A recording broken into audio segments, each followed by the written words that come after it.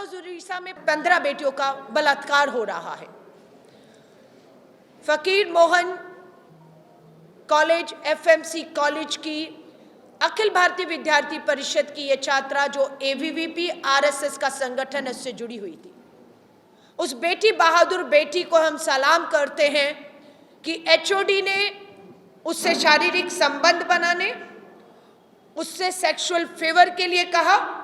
बेटी ने जब उनके प्रस्ताव को ठुकराया तो उसका भविष्य बर्बाद कर देगा, ये उसे धमकी एचओडी जो है उन्होंने दी, जिनका नाम बताया जाता है, एचओडी का नाम समीर साहू। तस्वीरें हैं समीर साहू और प्रिंसिपल जो है दिलीप घोष की। अखिल भारतीय विद्यार्थी परिषद के लोग उनका मान और सम्मान कर रहे हैं, हार फैला रहे हैं, ऐसी तस्वीरें हैं। पर बेटी न्याय मांग रही थी। आज प्रधानमंत्री नरेंद्र मोदी जी के ट्विटर हैंडल पर जाइए, ट्विटर हैंडल पे प्रधानमंत्री जी ने हर भाषा में ट्वीट किया हुआ है, पंजाबी में, तमिल में, मलयालम में, पर उड़िया भाषा का एक भी ट्वीट उस पीड़ित परिवार के लिए, उस बेटी जो दुनिया छोड़ चुकी न्याय की आस में, उसके लिए जो है संवेदनशीलता का एक भी ट्वीट प्रधानमंत्री जी की तरफ से नहीं आया। आज राहुल गांधी जी पिता से बात करते हैं, पर प्रधानमंत्री नरेंद्र मोदी जी आप पिता से क्यों बात नहीं कर रहे हैं? आज दुख और चिंता की बात है कि उड़ीसा मौत का कुआं बनता जा रहा है सरकार की विफलता के कारण हमारी बेटियों के लिए। बेटी की अगर सुनवाई हो गई होती, एचओडी को सस्पेंड कर दिया गया होता, तो बेटी को न्याय की उम्मीद रहती और वो इसको करने की मजबूरियों की आग के हवाले कर दिया, और उसी को बचाने में एक छात्र जो है आग में झुलस भी गया। महामहिम राष्ट्रपति जी भुवनेश्वर के इस एम्स के 5 साल पूरे होने पर पता लगा है, कन्वोकेशन एक कार्यक्रम में आई थी, जिस अस्पताल में 95% जली हालत में ये बच्ची जिंदगी मौत से जूझ रही थी। हमने दिल्ली से अपील किया, राष्ट्रपति जी संवेदनशीलता दिखाइए, प्रधानमंत्री जी हिम्मत नहीं दिखा रहे, बेटी को मिली और जो उचित इलाज उसकी जान बचाने को हो सकता है कीजिए। लेकिन जब तक महामहिम राष्ट्रपति जी, उड़ीसा जिनकी अपनी जन्मभूमि है, उनसे मिलती, तब तक बहुत देर हो चुकी थी। बेटी अंतिम सांस ले रही थी, दम तोड़ चुकी थी। आज दुख और दुर्भाग्य के मुख्यमंत्री उड़ीसा को पत्र लिखा जाता है, यहाँ की महिला स्पीकर, महिला उप मुख्यमंत्री धर्मेंद्र प्रधान जी, आप हायर एजुकेशन मंत्री हैं, आपको भी बेटी ने गुहार लगाई। भाजपा के सांसद बालेश्वर से विधायक को गुहार लगाई, सब आप फेल हो गए, और उस फेल में आपने बेटी की जो है उसको जान गंवानी पड़ी। थोड़ी सी भी नैतिकता बची हो, जिनको बच्ची ने पत्र लिखा वो फेल हो गए उसे न्याय दिलाने में, उसकी जान बचाने में। उन्हें नैतिकता के आधार पर सिर्फ अपने पद से ही नहीं, राजनीति से भी इस्तीफा देकर घर बैठ जाना चाहिए। उसमें ये सब लोग शामिल हैं। और इस न्याय का हक मिलने तक ये लड़ाई, कब तक?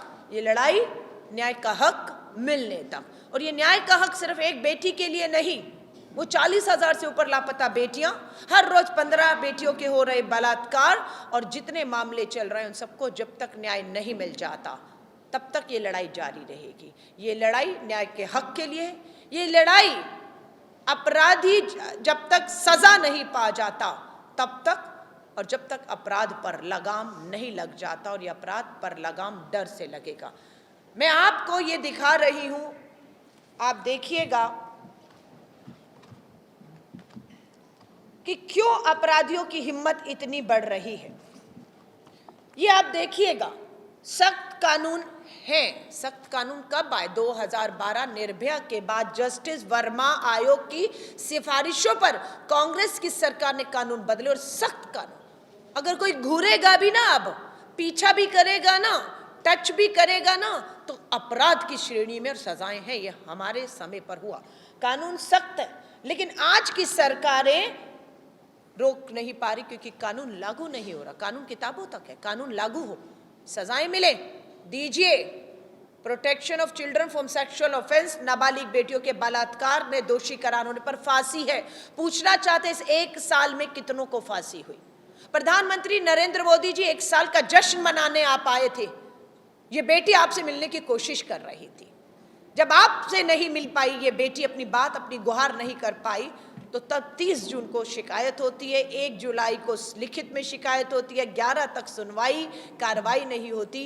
अगर प्रधानमंत्री जी आपने भी कुछ समय निकालकर बेटी बचाओ के नारे के तहत इस बच्ची को मिल लिया होता, उसकी उम्मीद, उसकी आस को जिंदा रखा होता कि अगर तुम्हारे साथ कुछ हुआ, न्याय होगा, तो शायद बच्ची जिंदा होती, पर यह नहीं हुआ है। सख्त कानून के बावजूद बढ़ रहे हैं रेप के मामले लगातार। आप देखिए, अब आप यहां पर आ जाइए, कन्विक्शन, सजाएं ही नहीं है, कन्विक्शन कम है, बरी ज्यादा हो रहे हैं। यहां पर अब 18 के आंकड़े देखिएगा, कुल 17,000 बेटियों ने अपनी बलात्कार, यौन उत्पीड़न, अपराध की घटनाएं लिखवाई, 17,313। सजा नहीं, कन्विक्शन, दोषी करार दिया, सजाएं नहीं हुई, कन्विक्शन 4,700। बरी कितने हुए? इस 17,000 में से 11,000 से ऊपर बरी हो गए। क्यों बरी हो गए? क्योंकि पुलिस ने समय रहते एफआईआर नहीं की, पुलिस ने समय रहते हुए दबाव के कारण सबूत एकत्रित नहीं किए। पुलिस ने अगर सब किया होता तो अदालत में सबूत पुख्ता पेश होते और अपराधी रिहा नहीं होते।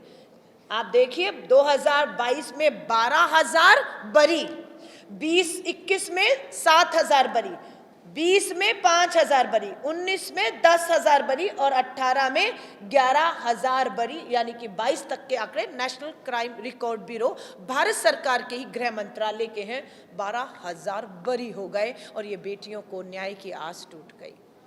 मैं आप सबको कहूंगी, उड़ीसा ने पूरे देश को झंझोर कर रख दिया है। मैं आपके सामने ये भी रिपोर्ट कार्ड लेकर आई हूं। ये national crime record bureau, Rajasthan top पे, यूपी दूसरे नंबर पर है। कौन बता रहा है? गृह मंत्रालय, भारत सरकार बता रहा है, संसद में बता रहा है। किसकी सरकार है राजस्थान में? भाजपा की डबल इंजन की सरकार है। किसकी है सरकार उत्तर प्रदेश में, जो दूसरे नंबर पे महिलाओं के प्रति अपराध में खड़ा है, बलात्कार है, सजाएं नहीं, डर नहीं? भाजपा की डबल इंजन की सरकार, जहां से प्रधानमंत्री नरेंद्र मोदी जी खुद उस उत्तर प्रदेश से सांसद चुनकर आते हैं। राजस्थान, उत्तर प्रदेश, मध्य प्रदेश, महाराष्ट्र, उड़ीसा, हरियाणा, छत्तीसगढ़, असम, दिल्ली, 1 2 3 4 5 6 7 8 9 10 राज्यों में 9 राज्य भाजपा की डबल इंजन की सरकार। उड़ीसा भी इसमें है, जहां न्याय नहीं है। कारण मात्र एक है, अपराधियों को संरक्षण भाजपा के नेता दे रहे हैं। आज पुलिस और प्रशासन से हमारी जब बात हुई, कल हमारे भक्त चरण दास जी प्रदेश अध्यक्ष हैं, वो कल पीड़िता के परिवार को उन तक गए, अंतिम संस्कार कल बच्ची का हुआ। हमारी महिला कांग्रेस के अध्यक्ष मीनाक्षी जी भी बैठी हैं। कल हम लोगों ने 17 जुलाई को उड़ीसा बंद का ऐलान भी किया है। मैं आपको ये सब चीज़ें एक ही चीज़ कह रही हूँ, पुलिस प्रशासन को मिले एक ही बात का, उन्हें कार्रवाई से रोका जा रहा है। पुलिस को कार्रवाई से रोका जा रहा है, उन पर दबाव है, जिस वजह से न्याय, सजाएं, महिलाएं सुरक्षित नहीं हो पा रही।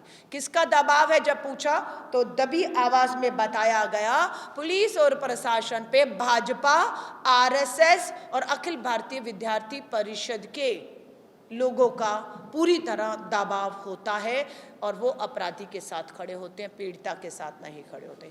ये राजनीतिक दबाव, ये राजनीतिक हस्तक्षेप बंद होना चाहिए और पूरी तरह से पुलिस को कार्रवाई करने की जो है इजाज़त दी जानी चाहिए। लेकिन दुख चिंता की बात है कि भाजपा ऐसा होने नहीं दे रही है। ये रिश्ता है, ये अपराधी हैं, बेटियों के दोषी हैं, इन पे बलात्कार के आरोप लगे, इन पे यौन उत्पीड़न के आरोप लगे। कौन है ये? भाजपा के सांसद हैं, नाम है कुलदीप सिंह सेंगर। नाबालिग बेटी के बलात्कार के दोषी करार दिए जाते हैं, उम्र कैद की सजा मिलती है और उत्तर प्रदेश दूसरे नंबर पे इनकी वजह से ही है, क्योंकि भाजपा बचाती रही। लेकिन आसला कौन है? ब्रजभूषण शरण, भाजपा का सांसद था, बेटी थी विनेश फोगाट, ओलंपिक में भारत के लिए पहलवानी में पदक जीतने वाली। दिल्ली पुलिस ने एफआईआर नहीं की थी। क्यों?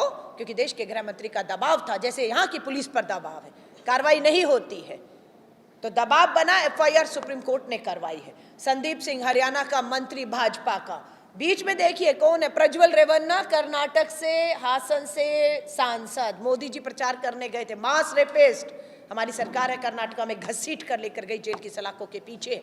ये सारे अपराधी, दोषी के तार भाजपा से जुड़े हुए हैं। भाजपा इन्हें बचा रही है, बेटियों को नहीं बचा रही, इसलिए अपराध बढ़ रहा है। अखिल भारतीय महिला कांग्रेस की राष्ट्रीय अध्यक्ष होने के नाते हम पूरे उड़ीसा का एक एक जिला, एक एक विधानसभा, एक एक लोकसभा, एक एक संसद कोने कोने पर जाएंगे और तब तक जाएंगे जब तक बेटियां सुरक्षित नहीं होती, जिनके साथ अपराध हुए उन्हें न्याय नहीं मिलता, और जब तक अपराधियों को फांसी और सजाएं नहीं मिलती, हमारी ये लड़ाई यूं ही जारी रहेगी। राहुल गांधी जी ने कहा है, जब जब उड़ीसा को जरूरत पड़ेगी आवाज देंगे, वो खड़े रहेंगे।